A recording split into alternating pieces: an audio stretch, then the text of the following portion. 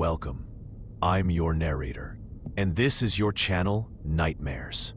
In this episode, we bring you the story of Kareem, the one who lived it, who will guide you on a journey into realms of darkness and mystery.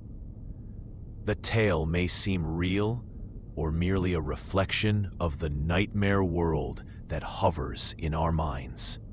But we're here to present the details as you've never heard them before. Don't forget to share your thoughts on the story and let us know if it stirred a genuine sense of terror in you. Let's begin. In the name of Allah, the most merciful, the most compassionate, I speak to you now to unburden my soul of a tale that has haunted me for years. My name is Kareem, and what I am about to share is not a story meant to entertain, but a warning of the dangers that lurk beyond the boundaries Allah has set for us.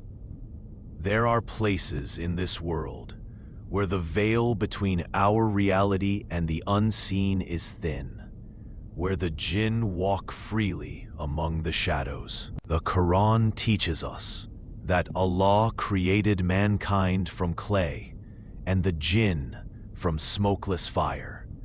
Yet we often forget their existence until confronted by their presence. The journey I undertook with my companions was not merely a physical one on an abandoned road, but a spiritual test that forced us to confront the limitations of our understanding and the truth of the unseen world.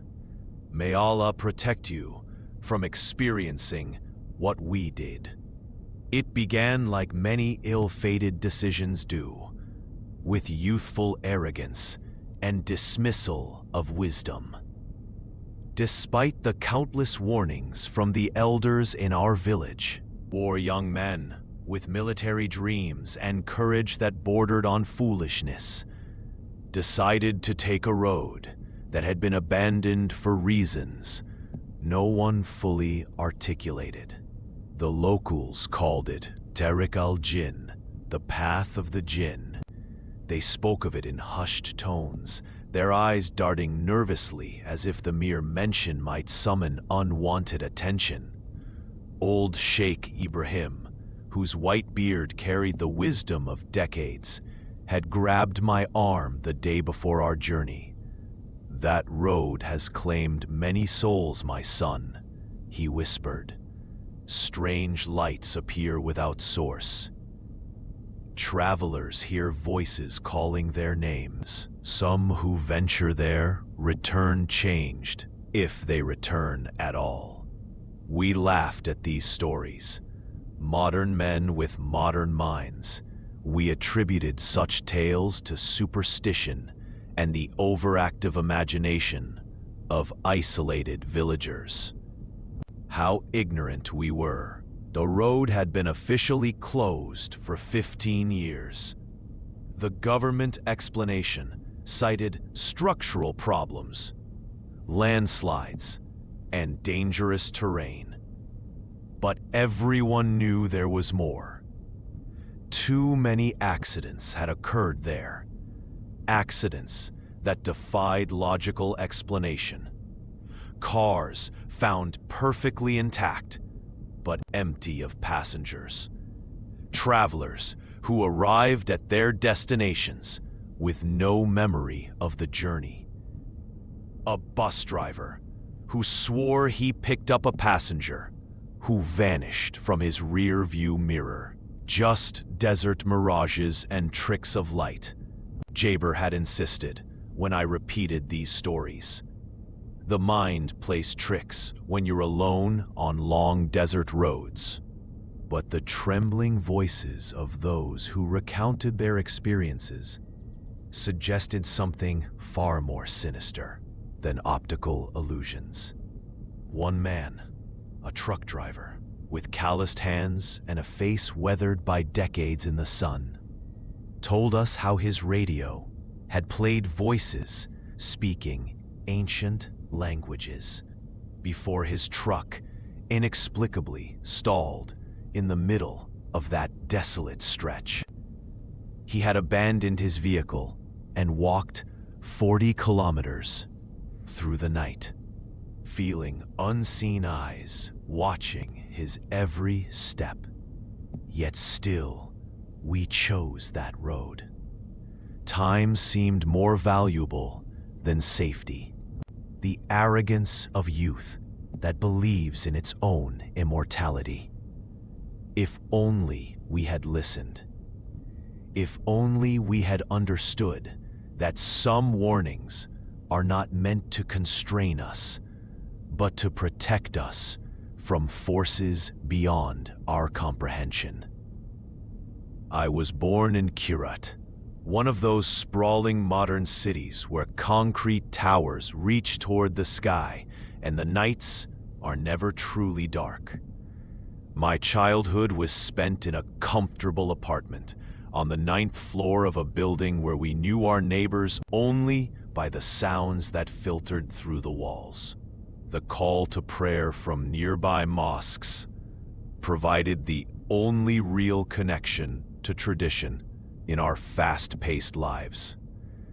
My father, Major Abdullah, served 30 years in the Special Forces. He was often absent during my childhood, deployed to locations he never discussed. When he was home, he moved with a quiet vigilance that I came to understand was not something he could simply switch off. His military bearing was embedded in his very essence. Our home was filled with photographs of men in uniform. My grandfather, who fought in the border conflicts of the 60s, 2 uncles who became high-ranking officers, cousins who joined various branches of service. These men were my heroes, their stories of discipline and brotherhood forming the foundation of my ambitions. When I was 16, my father retired unexpectedly. The doctors had found something in his lungs, the result of years in harsh environments. Within months, we had sold our apartment and moved to my mother's ancestral village in the southern mountains. The transition from city lights to oil lamps, from traffic noise to the bleating of goats, was jarring. The village elders treated my father with immense respect, despite his outsider status. The blood of warriors, they would say, nodding appreciatively when they learned of his background. I watched how the military had shaped him into a man who commanded respect without demanding it. And my determination to follow that path only grew stronger. In the evenings, beneath a sky scattered with stars I had never seen through Kirat's light pollution, my father would finally share stories from his service days. Not of combat or classified operations, but of the bonds formed between men who trust each other with their lives. Of desert survival training and navigation by stars. Of honor and duty that transcended personal comfort. The military isn't just a career, he told me. It's a covenant with your brothers and with Allah. You carry their lives as they carry yours. I applied to the military academy the day I turned 18, my application bearing my father's signature of approval. When the acceptance letter arrived, I saw in his eyes both pride and a shadow of concern that I did not understand until much later. After graduating from high school, my acceptance into the military training center in Kirat felt like the fulfillment of a family legacy. The training facility was a sprawling complex of low concrete buildings, surrounded by high walls topped with razor wire. From the moment we arrived, they stripped away our individual identities, our civilian clothes replaced with identical uniforms, our personal belongings cataloged and stored away, our phones confiscated. The first phase is isolation, our commanding officer explained on that first day. For 21 days, you will have no contact with the outside world. This is where we break you down to build you back stronger. The days blurred together in a punishing routine of pre-dawn physical training, classroom instruction, weapons familiarization, and endless drills. At night, I collapsed onto my narrow bunk, muscles burning, too exhausted even to dream. Yet despite the grueling schedule, I felt a growing sense of purpose, of belonging to something greater than myself. By the second week, however, a restlessness had begun to build inside me. The walls seemed to close in a little more each day. I received word that my cousin Ferris had been granted leave from his training in Tassim, a rare opportunity for us to meet. The thought consumed me, a chance to escape these walls, even briefly. During the evening roll call, on the 16th day, I noticed a gap in the perimeter patrol schedule, a 15-minute window when the southeastern corner of the compound was unwatched. I made my decision with surprising ease. After lights out, I slipped from my bunk, changed into the civilian clothes I'd managed to hide, and made my way through the shadows.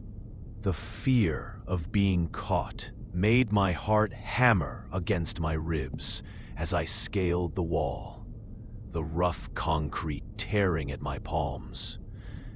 As I dropped to the other side, I felt a momentary thrill of freedom. I had 8 hours before anyone would notice my absence. Enough time to take public transport to Tassim, meet Ferris, and return before dawn inspection. I didn't inform my family. They would only worry or try to talk me out of it. This would be a simple detour, a brief taste of freedom, before returning to the path I had chosen. As I boarded the late-night bus departing for Tassim, I had no way of knowing that this small act of rebellion would lead me down a road from which there would be no return. The transport station in Tassim was crowded despite the late hour. Fluorescent lights buzzed overhead, casting harsh shadows across the faces of weary travelers. I scanned the terminal anxiously, worried my cousin might have already left. That's when I heard a familiar voice call my name. "Kareem, is that you?" I turned to see Ferris standing there, his military haircut and rigid posture matching my own. The relief that washed over me was immediate. "Ferris, by Allah, what are the odds?" I embraced him, genuinely shocked by this coincidence. "What are you doing here?" he asked, his eyes narrowing with suspicion. "Aren't you supposed to be in isolation at your training center?" I lowered my voice, glancing around nervously. I slipped out. "Just for tonight. I couldn't stand being caged up any longer." Ferris shook his head, but I could see the hint of a smile. Always the risk taker. Some things never change. We found a quiet corner to catch up. Ferris was also on leave, properly granted, unlike mine, headed to visit family in the same region I needed to reach. It seemed Allah had provided me a traveling companion. "Where are you staying tonight?" he asked. Before I could answer, a commotion drew our attention. Two young men were arguing with the ticket seller, their voices rising above the general murmur of the station. "What do you mean, there are no more buses today? We have to get back to base by tomorrow." The taller one slammed his hand on the counter. I recognized the military-issued duffel bags at their feet. Fellow recruits, clearly. Ferris and I exchanged glances before approaching them. "Having trouble?" I asked. They turned, sizing us up with the quick assessment of men trained to evaluate threats. The taller one spoke first. "Last bus is canceled. We're on leave from Sector 7 training facility and need to get to Al Rashid by tomorrow evening." "That's near where we're headed," Ferris offered. "I'm Ferris. This is my cousin Kareem." "Jaber." The tall one nodded curtly. He gestured to his companion, a stockier man with watchful eyes. "This is Salem." An understanding passed between us, the unspoken brotherhood of recruits. Within minutes, we had formed an unlikely alliance. Four strangers bound by common purpose and the pressed timeline of military leave. "We could pool our money for a private car," Salem suggested, speaking for the first time. Jaber shook his head. "Too expensive on a recruit's salary." "I might know another way," Jaber added, his voice dropping. Something in his tone made my skin prickle with unease. "A shortcut that could get us there in half the time." We gathered under the flickering light of the station map as Jaber traced a thin line with his finger. A road I'd never noticed before, cutting straight through territory I'd always assumed was impassable. Little did I know that this chance meeting would bind our fates together in ways none of us could have imagined. And that the road Jaber was so eager to take would lead us straight into darkness. The four of us huddled around the station map as Jaber confidently traced his finger along a faint line that cut through what appeared to be mostly desert terrain. "This road here connects directly to Al Rashid," Jaber explained. "It's an old military route that hardly anyone uses anymore. We can bypass Taif and Jeddah completely, saving at least 4 hours." Ferris leaned forward, squinting at the map. His expression darkened as he recognized the route. "Wait, is that Al Masara Road? The abandoned one?" Jaber shrugged. "That's what some call it." "We can't take that road," Ferris protested, his voice dropping to a whisper. "My uncle used to be a truck driver. He told me stories about that stretch, how vehicles break down without explanation, how travelers go missing." Salem shifted uncomfortably beside me. "Missing? They're just stories," Jaber scoffed. "Superstitious nonsense. Look, it's just an old road that fell into disrepair after they built the new highway. The government would rather you take the longer route with more checkpoints and toll stations." I looked at my watch, calculating the hours. If we took the traditional route through Taif and Jeddah, I would never make it back to the training center before anyone noticed my absence. My entire military career would be over before it began. "What kind of stories exactly?" I asked Ferris. My cousin hesitated. "Strange lights in the desert. Voices when no one is there. Cars that stop working for no reason. The elders in our village Say it's a place where the veil between worlds is thin. Jabber rolled his eyes. Do you want to make it back on time or not? I've used it before. It's rough in places, but it's a straight shot. You've taken it before? Salem asked, visibly relieved. Well, not personally, Jabber admitted. But my brother did, last year. Got through just fine. I noticed Ferris making the subtle gesture of seeking protection from evil, touching his heart, then his tongue. An old habit our grandmother had taught us. I don't like it, Ferris said firmly. The locals abandoned that road, for good reasons. We don't have much choice, I said, feeling the weight of time pressing down on me. I need to be back before morning roll call, or I'm finished, Salem nodded. And we need to report by tomorrow evening. Ferris looked at each of us, realizing he was outnumbered. May Allah protect us, he muttered. Jabber clapped his hands together. It's settled then. I'll arrange for a car. We'll be on our way within the hour. As we gathered our belongings, Ferris pulled me aside. Kareem, I have a bad feeling about this. I squeezed his shoulder reassuringly. It's just a road, cousin. What's the worst that could happen? Those words would haunt me for years to come.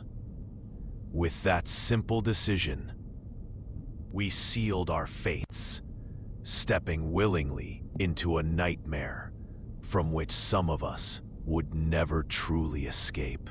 The sun was already beginning its descent when Jabber's borrowed car turned onto the unmarked dirt path that would lead us to Al-Masara Road. The transition from the maintained highway to this forgotten route was jarring, like crossing a threshold into another world entirely.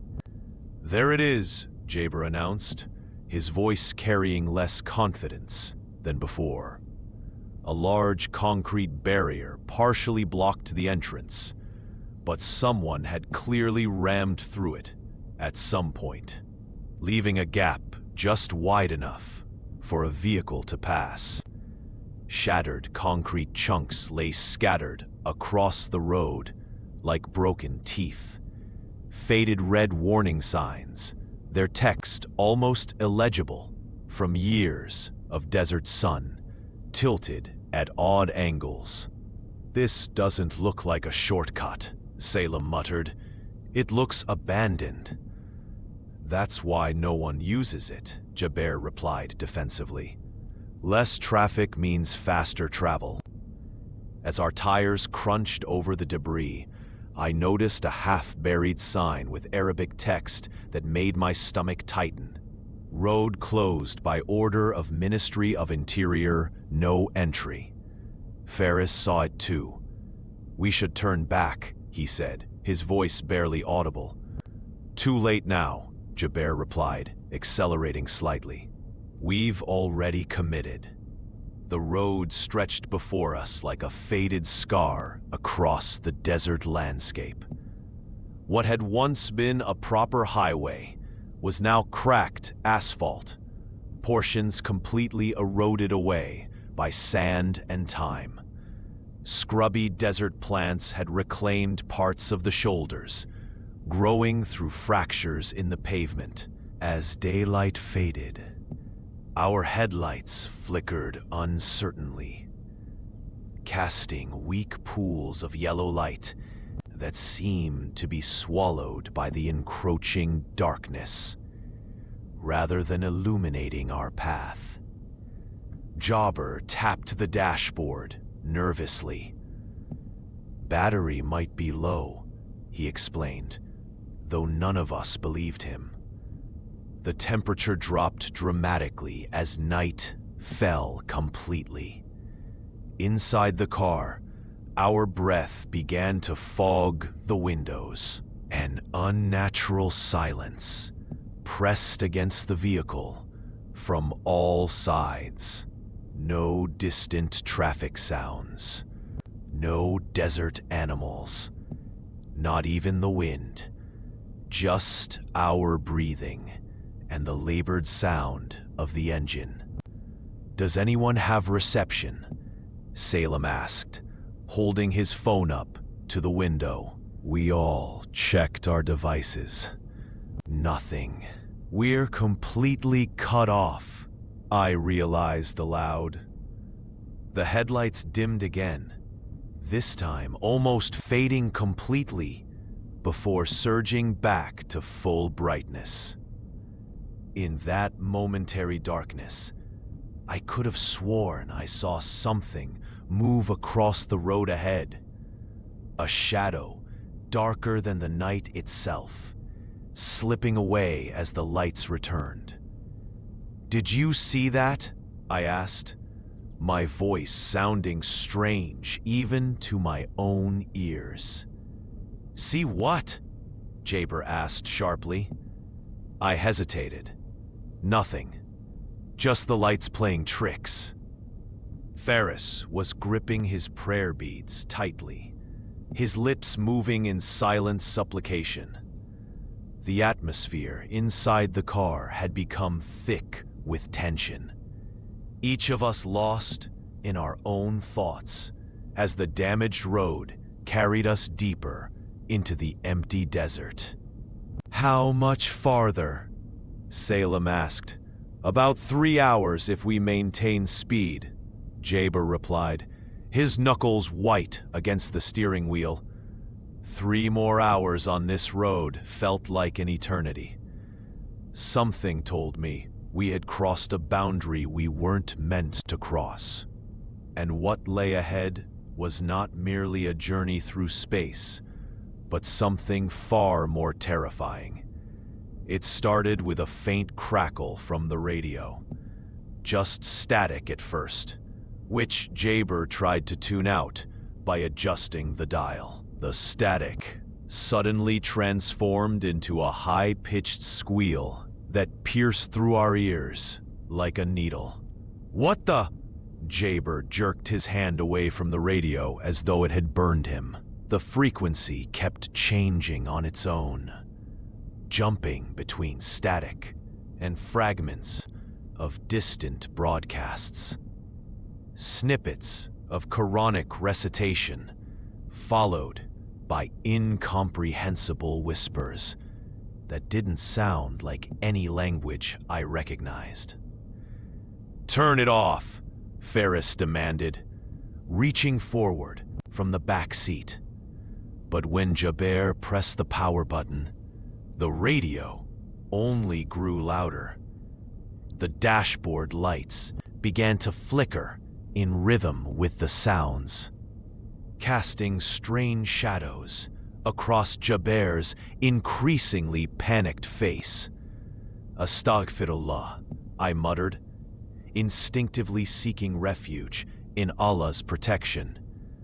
That's when I remembered my grandfather's warnings about traveling at night in desolate places. The veil between worlds grows thin in such places, he would say. The Jinn roam freely where humans have abandoned. The radio suddenly blasted at full volume, a woman's voice wailing in what sounded like grief or pain. Jaber panicked, his hands jerking the steering wheel sharply to the right. The tires lost traction on the loose gravel at the road's edge. "Watch out!"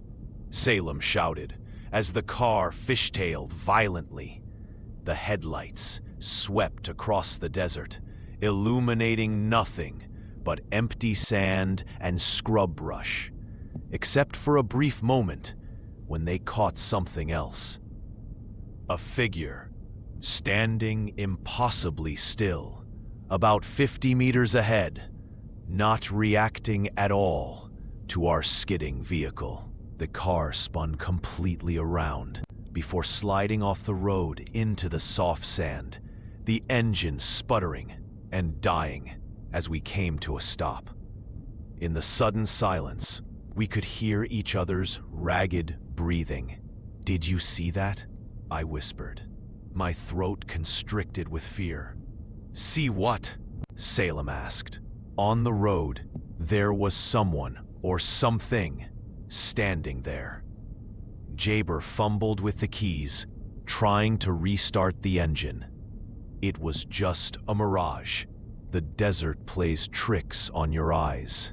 But I noticed he was reciting Ayat al-Kursi under his breath, the verse of the throne, known for its power against evil. The same prayer, forming silently on my own lips. The engine finally turned over, but the radio remained dead now. As we cautiously pulled back onto the road, I couldn't shake the feeling that we were being watched, tracked by entities that dwelled in this forgotten place, entities that our faith taught us existed, but that we were never meant to encounter. The sound came without warning, a thunderous bang against the passenger door that resonated through the entire vehicle. The car shuddered, as though struck by another vehicle, but there was nothing beside us. Nothing visible, at least. "Ya Allah!" Salem screamed, instinctively grabbing onto the seat in front of him. The impact was so severe, it left a deep dent in the metal, pushing inward like some massive, invisible fist had punched the car. I could see the metal warping before my eyes, the door panel crumpling, as if under tremendous pressure. "What's happening?" Ferris's voice trembled as he pressed himself against the opposite door, away from where the impact had occurred. Jaber slammed on the brakes, causing us to skid wildly. "Something hit us! Something hit us!" But there was nothing around us. The headlights illuminated an empty road stretching into darkness. No other vehicles, no animals, no falling rocks, nothing that could explain what had just struck us with such force. But another impact hit the roof, denting the metal downward with such force that shards of the interior lining broke free, showering us with plastic and fabric. The car's frame groaned under the assault.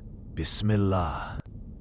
Bismillah," I repeated, my heart hammering against my ribs.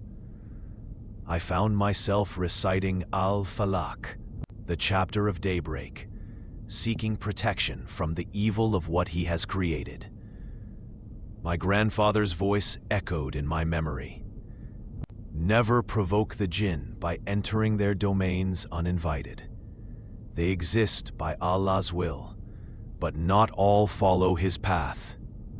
The air inside the car grew unnaturally cold, our breath suddenly visible in frosty clouds. The windows began to fog, not from the outside in, but from the inside out, as if something was drawing patterns with invisible fingers. Strange symbols appeared. Not Arabic. Not any human script I recognized. "This road," I whispered, my voice shaking. "It wasn't just closed because of disrepair."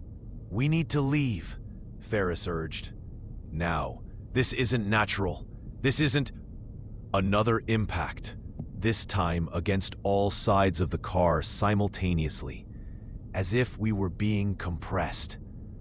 We were being toyed with, tested, measured. "Ya Allah, protect us," I prayed, clutching the small pocket Quran my mother had insisted I carry. "Shield us from that which we cannot see." The car lurched forward violently as another unseen force slammed into us from behind. Jaber fought with the steering wheel as we spun out of control, tires screaming against the asphalt. The headlights carved wild arcs through the darkness as we spiraled toward the edge of the road. "Brake!" "Break!" I shouted, but it was too late. We hit something solid, perhaps a concrete barrier or a large rock, and the car came to an abrupt, bone-jarring halt. My body lurched forward with terrible force, the seatbelt cutting deep into my chest. My head snapped forward, then back, stars exploding behind my eyes as pain shot through my neck and spine. For several heartbeats, there was only stunned silence and the soft hiss of steam escaping from the radiator. Then the groans began. Ferris beside me, clutching his leg, his face contorted in agony. Salem in the back, dazed and bleeding from his forehead, where he'd struck the headrest in front of him. Jaber slumped against the steering wheel, the deployed airbag now deflating around him. "Is everyone alive?" I managed to ask, my voice sounding distant even to my own ears. That's when I saw them. Two figures standing about 20 meters ahead of our disabled vehicle, illuminated in our crooked headlights. At first glance, they appeared to be ordinary men. Desert bandits, perhaps, wrapped in dark clothing. But something was wrong. Their proportions seemed subtly distorted, as if their limbs were slightly too long for their bodies. "Look," I whispered, pointing with a trembling hand. The others followed my gaze, and I felt Ferris stiffen beside me. "Subhanallah," he breathed. "What is that?" The figures stood perfectly still, unnaturally so, as if they weren't breathing. Though I could make out the general shape of their bodies, their faces remained obscured by shadow despite being in direct headlight, and they seemed to flicker like a faulty television signal, sometimes appearing solid, sometimes transparent. "Those aren't men," Salem whispered, his voice tight with terror. As if hearing his words, both figures cocked their heads simultaneously at an impossible angle, then began moving toward our car with a fluid grace that no human could possess. They didn't walk so much as glide, their feet seeming not to touch the ground. "Lock the doors!" Jaber suddenly shouted, coming to consciousness. "Ya Allah, protect us!" I fumbled for the lock, but my fingers were numb with terror, refusing to obey. In my peripheral vision, I saw one of the figures split into two identical copies, before merging back into one, like a mirage in the desert heat. Except the night was cold as ice. How could I describe what we were seeing when it defied all rational explanation? These weren't highway robbers. They were something my mind couldn't, refused to, comprehend. The figures approached our car with that unnatural, gliding movement. My heart pounded in my chest like a war drum as they surrounded our vehicle. Ferris clutched my arm, his fingernails digging so deep they might have drawn blood. But I couldn't feel anything except the cold terror washing over me. One of them tapped on the driver's window with elongated fingers. The sound was wrong, somehow, too hollow, too resonant, like bone striking glass. Jobber, still dazed from the impact, stared up at the entity with wide, uncomprehending eyes. "Open it," the figure commanded in a voice that seemed to bypass our ears and speak directly into our minds. The words carried an accent I'd never heard before, ancient and foreign. Don't, I hissed. But Jabert's hand moved toward the window control, as if pulled by unseen strings. The window slid down with an electric whine that seemed obscenely normal in this nightmare. Cold air rushed in, carrying a scent like burnt metal and something rotting beneath desert sand. Your provisions, the entity demanded, extending a hand that seemed to bend at impossible angles. All of them. Salem began frantically gathering our food bags, water bottles, and supplies from the back seat. Take it all, he muttered, his voice trembling as he thrust the items toward the window. The second figure circled to my side of the car, and I felt an overwhelming urge to recite Ayatul Kursi, the throne verse, for protection. The words caught in my throat as the entity's face pressed against my window, its features constantly shifting and reforming. Like smoke, they took everything. Not just our food and water, but also Jaber's military ID, Salem's wallet, and Ferris's prayer beads that had belonged to his grandfather. Throughout it all, not a single vehicle passed on this forsaken road. When they finally retreated, melting into the darkness beyond our headlights, I turned to Jaber with fury boiling through my veins. "This is your fault," I spat, my fear transforming to rage. "Your shortcut, your brilliant idea. Look where it's brought us. We have no food, no water, and Ferris is injured." "What were you thinking?" "I didn't know," Jaber whispered, his face ashen. "How could I have known?" "The road was barricaded for a reason," I hissed. "Everyone warned us. But you thought you knew better, didn't you?" Ferris groaned beside me, shifting his injured leg. "Fighting won't help us now," he said through gritted teeth. "We need to decide what to do next." I knew he was right, but the anger wouldn't subside. We were stranded on this accursed road, far from help, with night pressing down on us like a physical weight. And whatever those entities were, Jinn or something else unnamed in our teachings, I feared they weren't finished with us yet. We had no choice but to continue down this forsaken path. Jaber tried to start the car again, the engine sputtering and whining, before reluctantly coming to life. The headlights flickered, casting weak, intermittent beams that barely penetrated the darkness ahead. The car's body was dented where that inexplicable impact had struck, and one of the side mirrors hung loosely, swinging back and forth as we moved, creating strange, dancing shadows inside the vehicle. "How much farther?" Salem whispered from the back seat, his voice cracking.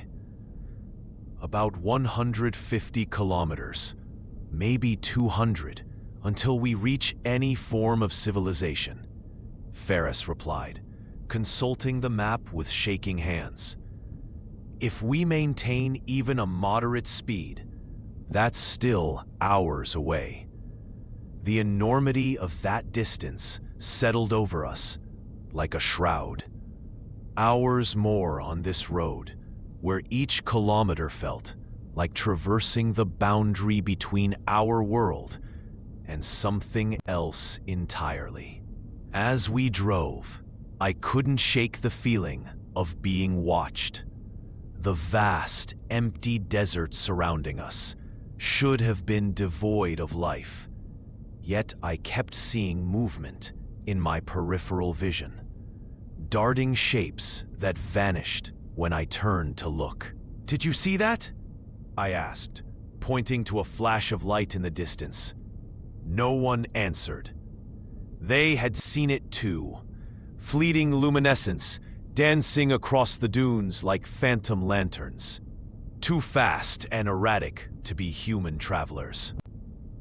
The car radio suddenly crackled to life on its own, emitting not music, but a harsh static punctuated by what sounded like whispered words in an unknown language. Jaber frantically tried to shut it off, but the volume only increased, the unintelligible murmuring growing more frenzied. "Recite Ayat al-Kursi," Ferris urged, his voice steady despite the pain from his injury. "All of us, together." We began the sacred words, our voices finding strength in unison. Allahu la ilaha illa huwa, al-hayy al-qayyum. The static seemed to recoil, the volume diminishing with each verse. Then came the shadows, not cast by anything visible, but sliding across the road ahead of us, elongated and misshapen, moving against the direction of our headlights. They seemed to reach toward the car, fingers stretching impossibly long. "Don't slow down," I told Jaber, my mouth desert dry. "Whatever happens, don't stop again." The kilometers stretched endlessly before us, the dashboard clock seeming to slow with each passing minute. We drove in silence, broken only by our occasional prayers and Ferris's muffled groans of pain. Not once did we pass another vehicle or see a single sign of human presence. Just the road, the night, and those watching, waiting things that hovered just beyond the boundary of clear sight. The first whisper came as we rounded a bend in the road. So faint I thought I'd imagined it. A hushed, sibilant sound just behind my right ear. I turned, but there was only Ferris, his eyes fixed forward, lips moving in silent prayer. "Did you say something?" I asked him. He shook his head, slowly, never breaking his recitation. The whispers returned minutes later, more distinct this time. Multiple voices speaking in tandem, some in Arabic, others in languages I couldn't identify. They seemed to emanate from everywhere and nowhere, outside the car, inside our heads. "Do you hear that?" Salem's voice was barely audible. We all nodded, afraid that acknowledging the sounds might somehow strengthen them. "They're saying our names," Jaber whispered, his knuckles white on the steering wheel. He was right. Beneath the incomprehensible murmuring, I could clearly hear, "Kareem, Kareem," repeated in a voice that sounded like wind rushing through dry reeds. Then Salem screamed, "Where's Ferris? Where did he go?" I whipped around. The seat where my cousin had been sitting seconds ago was empty, though his prayer beads lay scattered across the upholstery. "Stop the car!" I shouted. "Stop now!" Jaber slammed on the brakes. We called Ferris's name into the darkness, our voices swallowed by the vastness around us. For 3 minutes that stretched like eternity, we searched with our feeble flashlights, panic mounting with each passing second. Then a tapping on the window. Ferris stood outside, disoriented, his face ashen. "How did you get out there?" I demanded as we pulled him back inside. I was right here," he stammered. Then suddenly, I was standing in the desert, watching our car drive away. But I hadn't moved. Something took me. The temperature inside the car plummeted. Our breath fogged the windows as Salem began reciting Surah al-Falaq, his voice trembling. "Say, I seek refuge with the Lord of the Dawn." from the evil of what he has created. That's when we saw them, flitting between the dunes and scrub brush. Tall, fluid shapes that moved with unnatural speed and grace. In the brief illumination of our headlights, I glimpsed what looked like a man, impossibly tall and thin, his proportions wrong in ways that made my mind recoil. His eyes reflected our lights like an animal's, glowing amber. "Jinn," Ferris whispered. "Allah protect us." The figures multiplied, circling our vehicle. The desert itself seemed to shift and breathe around us. Landmarks we'd passed appearing again, as if the road was folding back on itself. Time became meaningless. The dashboard clock would show minutes passing in seconds, then freeze completely. Salem began to sob quietly when he looked at his phone and saw dozens of missed calls from his mother. Impossible, since there was no reception here. When he played one voicemail, we heard only that same whispering, now speaking his name. "We need to keep moving," I insisted, fighting rising terror. "These are tests of our faith. Remember what the Prophet, peace be upon him, taught us about the Jinn. They cannot harm us unless Allah permits it." As Jabber accelerated, the road ahead appeared to stretch and contract, distances warping before our eyes. Rocks in the distance transformed into crouching figures when approached.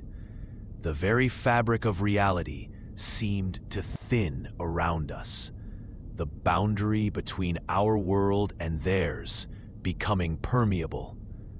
We clung to our prayers like lifelines as the night deepened around us, each kilometer taking us further into a domain where the natural laws I'd trusted my whole life no longer seemed to apply. The desert stretched endlessly in all directions, an ocean of sand under the vast, indifferent sky.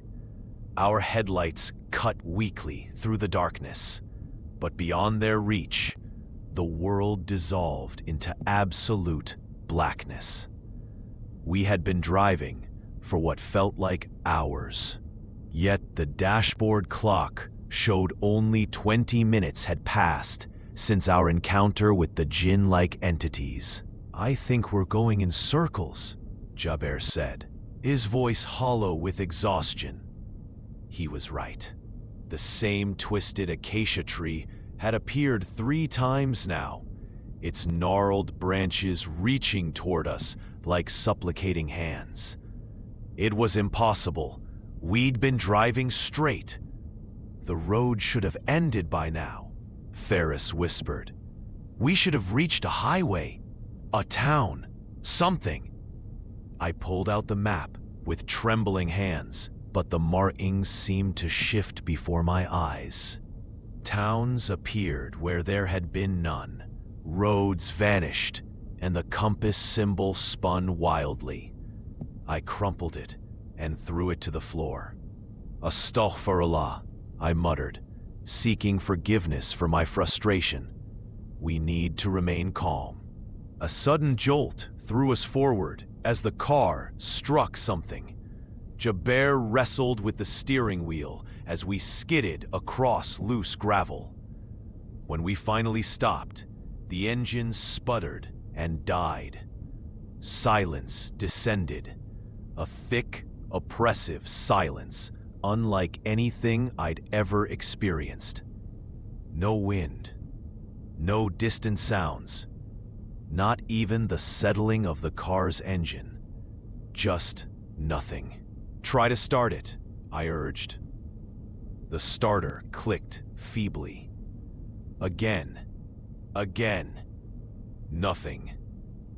"We're stranded," Salem said, stating the obvious in a voice that cracked with fear. Outside, the temperature was plummeting. Our breath crystallized before us as Jaber attempted to restart the engine once more.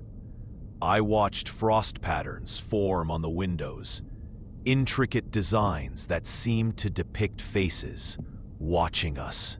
"Look at your phones," Ferris suddenly ordered. We checked them simultaneously.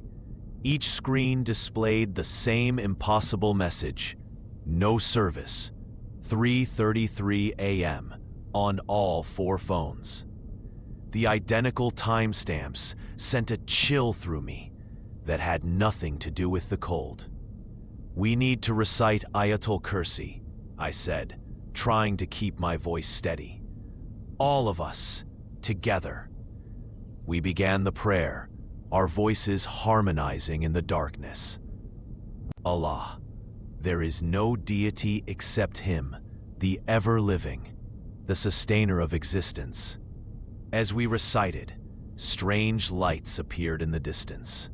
Not the steady beams of vehicle headlights, but dancing, flickering orbs that hovered and pulsed with unnatural colors. They began to approach, moving in patterns that defied physics. "Don't look at them," Ferris warned. "Keep praying." The car began to rock gently, as though pushed by unseen hands. Sand swirled around us in spiraling columns, despite the absence of wind. From somewhere in the darkness came sounds. Not quite voices, not quite animal calls.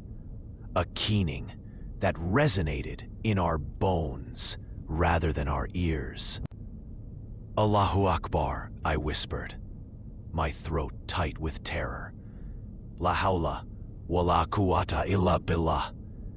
There is no might nor power except through Allah. Then came the footprints, appearing in the sand around our car, as if pressed by invisible feet. Large, misshapen prints that no human could make, circling closer with each passing moment. "We are being tested," I said, fighting to control my panic. "Remember the Prophet's teachings. Jinn cannot harm the faithful without Allah's permission." But faith was hard to maintain as the temperature dropped further and frost crept across the interior of the car. The dancing lights drew nearer, and with them came whispers that seemed to bypass our ears and speak directly into our minds. "Ya Allah," Salem sobbed, "protect us from the evil of your creation." I reached for the door handle, desperate for something, anything, other than this paralyzed waiting. "What are you doing?" Jabra grabbed my arm. "We can't just sit here," I said. "We need to find help." "Out there," Ferris pointed at the shifting darkness where the impossible footprints continued to appear. "That's exactly what they want." In that moment, I realized he was right. Whatever forces surrounded us were trying to separate us, to lure us out into the vastness where we would be truly lost, not just physically, but spiritually. Our only protection was in our unity, our faith, and the sacred words we clung to.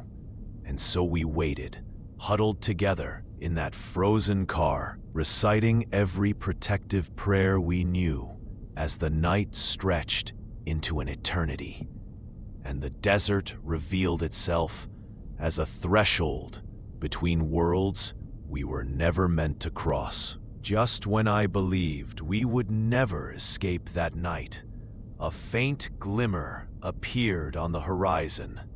At first, I thought it was another hallucination, another trick of the Jinn to lure us deeper into despair. "Look," I whispered. afraid to speak too loudly. Lights. The others stirred from their semi-conscious states, eyes bloodshot and faces gaunt from our ordeal. Don't trust it, Jobber warned. Remember the dancing lights from before. But these lights were different, steady, bright, and moving with purpose along what appeared to be the distant highway we had been seeking all night. As they grew closer, the unmistakable red and blue flashes of police lights cut through the pre-dawn darkness. "It's a patrol car," Salem gasped. "They're real, I'm sure of it." Without thinking, I flung the door open and stumbled out, my legs nearly buckling beneath me after hours of confinement. The biting cold hit me like a physical blow, but I didn't care.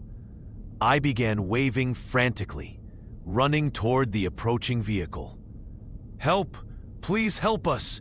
I screamed, my voice hoarse and barely audible even to my own ears.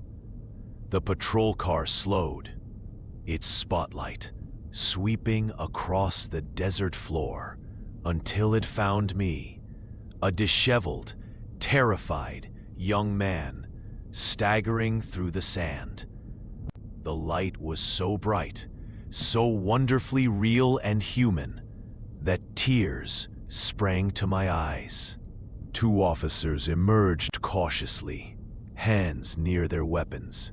"Stop where you are," one commanded, his voice carrying the blessed authority of the mundane world. I froze, raising my hands. "My friends, we've been lost. Our car, please help us."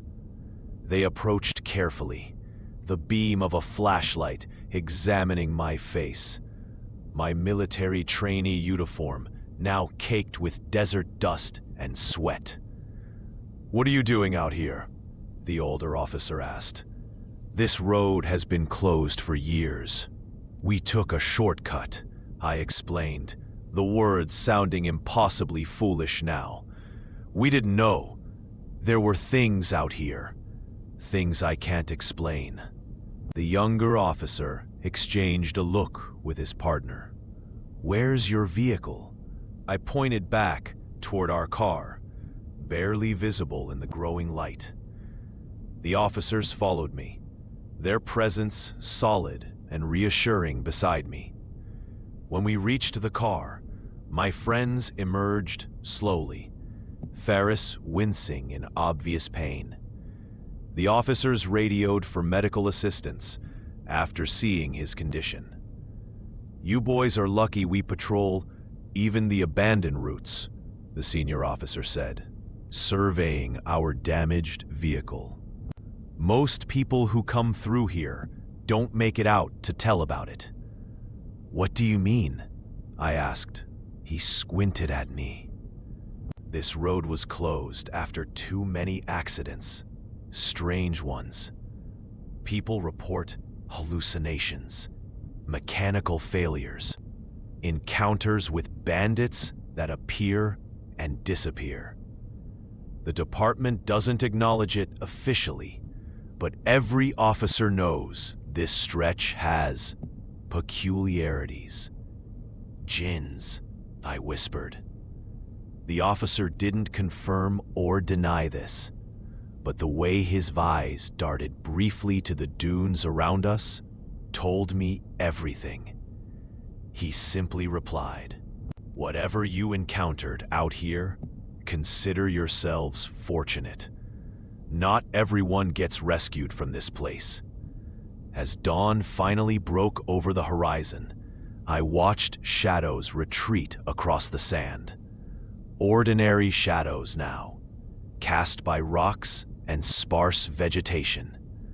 But the memory of that night and what stalked us through the darkness would never leave me. When the ambulance finally arrived, I felt a surge of relief wash over me. The paramedics moved with practiced efficiency, checking each of us before focusing their attention on Ferris. His face had grown pale, a thin sheen of sweat covering his forehead, despite the morning chill. "My leg," he kept muttering through gritted teeth. "There's something wrong with my leg." As they carefully loaded him onto the stretcher, I noticed the unnatural angle of his right leg. Even through his uniform pants, I could see the disturbing outline where the bone had broken. What troubled me most wasn't the injury itself, but how he had sustained it. None of us recalled Ferris hitting his leg during any of the accidents. At the hospital, I waited anxiously while doctors examined him. When the physician finally emerged from behind the curtain, his expression was puzzled. "Your cousin has suffered multiple compound fractures," he explained, showing me the x-rays. "But what's unusual is the pattern. These breaks don't match typical impact trauma from a vehicle accident." I leaned closer to the illuminated film. "What do you mean?" The doctor pointed to the strange spiral pattern of the fracture. "This type of break typically occurs from severe twisting force. It's as if something physically twisted his leg until the bone gave way. And there are these unusual marks on the skin around the break." He showed me photographs they'd taken. 5 distinct bruises around Ferris's shin, like fingerprints, but elongated and unnaturally spaced. "I've been practicing medicine for 20 years, the doctor said quietly, "and I've never seen anything like this. It's almost as if—" He stopped himself. "As if what?" I pressed. He shook his head. "Nothing medical. My grandmother would say it looks like the handprint of a Jinn." A chill ran down my spine as I remembered the shadowy figures we had seen. The moment just before Ferris first cried out in pain, he had said something was grabbing at him from beneath the seat. "Can I see him?" I asked. The doctor nodded. "Briefly. We've sedated him, but he's been muttering the same thing over and over." When I entered Ferris's room, his eyes were half open, glazed with medication. His lips moved continuously, in silent recitation of Ayat al-Kursi, the Quranic verse of protection. When he saw me, his hand shot out, gripping my wrist with surprising strength. "It followed us, Kareem," he whispered hoarsely. "It's still here. I can feel it, watching." I looked toward the darkened corner of the hospital room, where his frightened gaze was fixed, but saw nothing. Nothing physical, at least. Our return to the village was a somber affair. After 3 days in the hospital, Ferris was discharged with a cast and crutches, his eyes hollow and wary. None of us spoke much on the journey home. What was there to say when words couldn't possibly capture what we had experienced? My parents were waiting at our house gate when we arrived. My mother burst into tears at the sight of me, rushing forward to embrace me as if I'd returned from the dead. Perhaps, in some ways, I had. "We've been sick with worry," my father said, his military composure cracking slightly. "Why didn't you call us?" How could I explain that calling them had been impossible, that we had been somewhere beyond the reach of both technology and reason? News of our return spread quickly through the village. By nightfall, our home was filled with relatives and neighbors, all eager to hear what had happened. Jaber and Salem sat with me in our living room, while Ferris rested in a bedroom, the pain medication making him drift in and out of consciousness. "Tell us what happened," urged one of the elders, his weathered face grave. We recounted our story as truthfully as we could, though we struggled to find words for certain moments. How could we describe the impossible angles of the shadows, or the whispers that seemed to come from inside our own heads? The reactions were mixed. Some nodded knowingly, especially the older villagers. Others exchanged skeptical glances. "Jinn," whispered my great-aunt, making a protective gesture. "The abandoned road cuts through their territory. Everyone knows this." It was probably just bandits playing tricks, countered a younger cousin who worked as an engineer in the city. The mind sees what it expects to see when you're afraid. Sheikh Abdullah, our village imam, listened quietly until we finished. Then he spoke, his voice measured. "Allah has created what we can see and what we cannot. The Holy Quran speaks clearly of the Jinn. They exist in a realm parallel to our own, sometimes crossing into our world."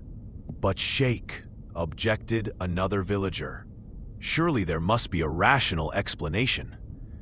Is it not rational to believe in what Allah has told us exists?" The Sheikh replied. "Whatever these young men encountered, be it human criminals or creatures from the unseen world, the protection of Allah is what brought them home safely." That night, after everyone had left, my mother placed a bowl of salt water in each corner of my room and hung verses of the Quran above my bed. I didn't have the heart to tell her that such precautions felt woefully inadequate against what had followed us home. The weeks after our ordeal changed us all in ways I never thought possible. I, who once dreamed of distant military deployments, now break into cold sweats at the mere thought of traveling more than a few kilometers from our village. My father noticed it first when he suggested we visit relatives in Kirat. "It's just a day trip," he said, concerned by my sudden paleness. "We'll be back before sunset." But I couldn't do it. The moment I sat in the car, my chest constricted, as if invisible hands were squeezing my lungs. Memories flooded back. The sound of that impact against the car, the shadows that moved against all natural laws. I stumbled out, gasping for air, while my father watched helplessly. Ferris suffered even worse. His physical wounds were healing, but something inside him remained broken. He would wake screaming in the night, his voice hoarse with terror. His mother told mine that strange things happened in their home.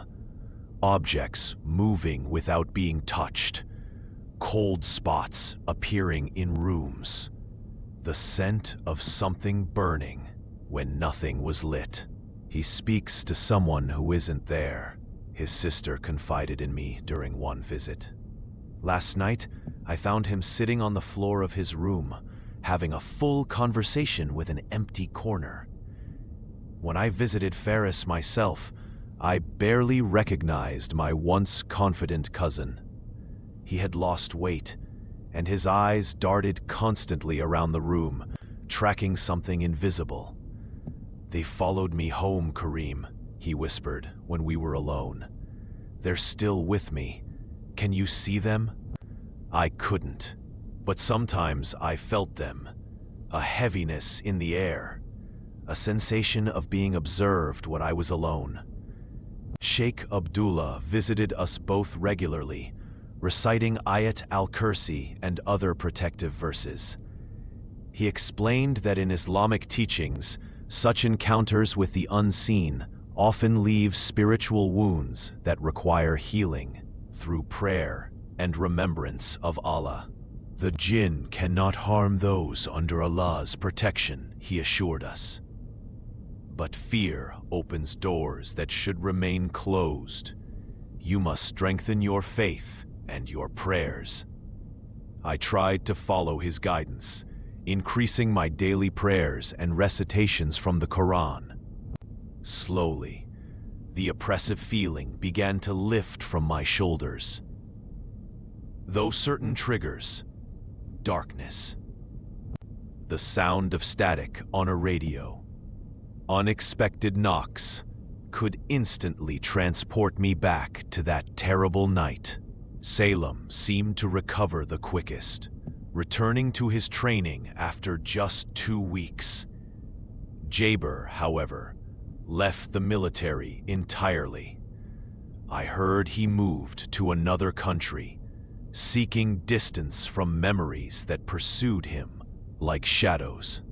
Word of our frightening adventure spread through our village faster than the morning call to prayer. At first, it was just whispers between neighbors, but soon our story reached every corner of our community. What surprised me most was not how quickly people learned about our ordeal, but how many came forward with their own tales of that cursed road.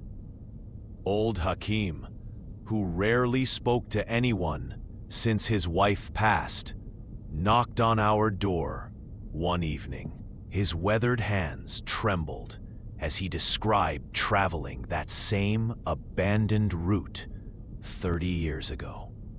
We saw men standing in the middle of the road, he told us, voice barely above a whisper. But when our headlights hit them directly, they had no faces, just smooth skin where eyes and mouths should be. The next morning, we found handprints burned into the metal of our truck. Aisha, who runs the small grocery at the edge of the village, shared how her brother and his friends were stranded there a decade ago. They heard children laughing all night, she said. But there were no children for kilometers, and something kept circling their car. Something that walked on all fours, but cast a shadow like a man. Each story followed a similar pattern.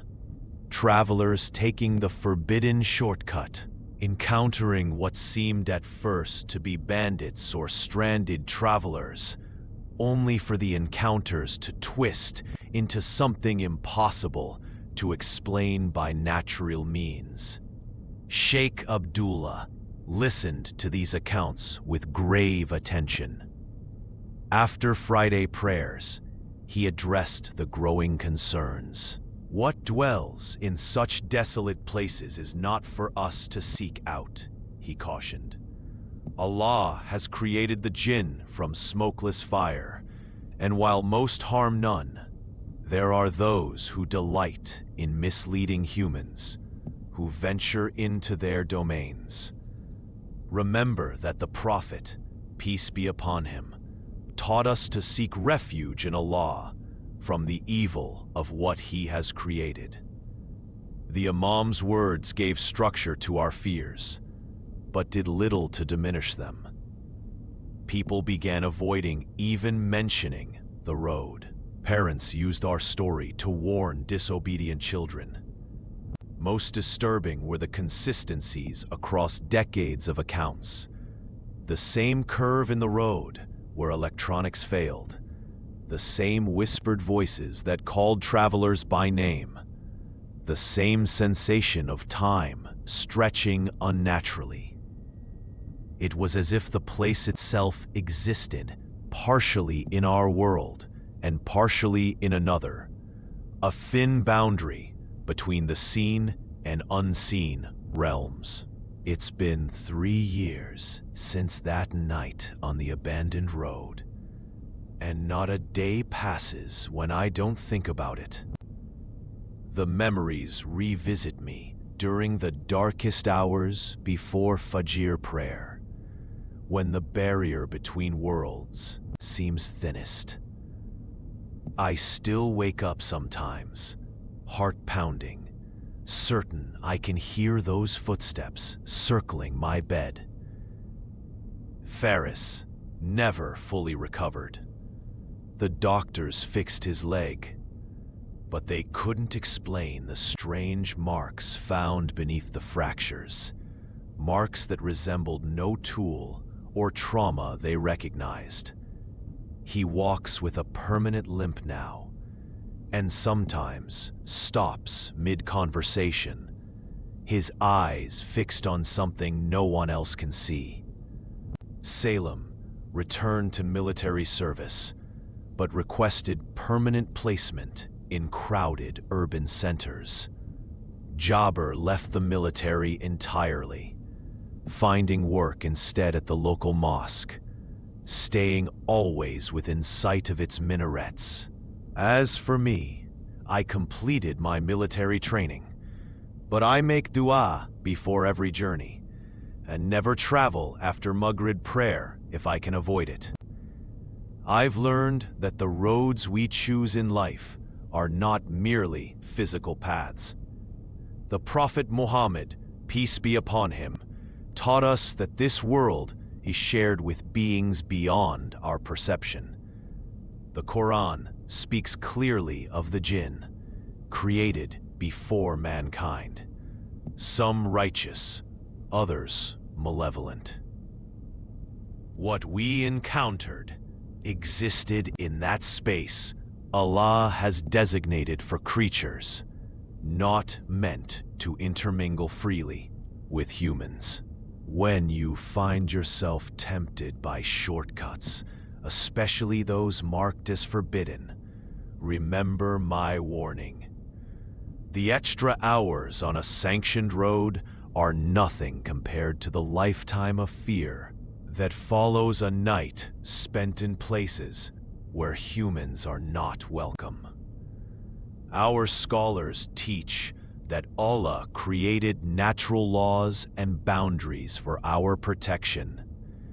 When we transgress these limits out of arrogance or impatience, we expose ourselves to forces beyond our understanding. I've made peace with what happened, but I'll never again dismiss the warnings of those who came before us. The unseen world is real, and the veil between our reality and theirs is thinner in some places than others. Trust in Allah, but respect the boundaries He has set. And may you never hear footsteps following you on an empty road, or see shadows move against the wind in the deep darkness of the night.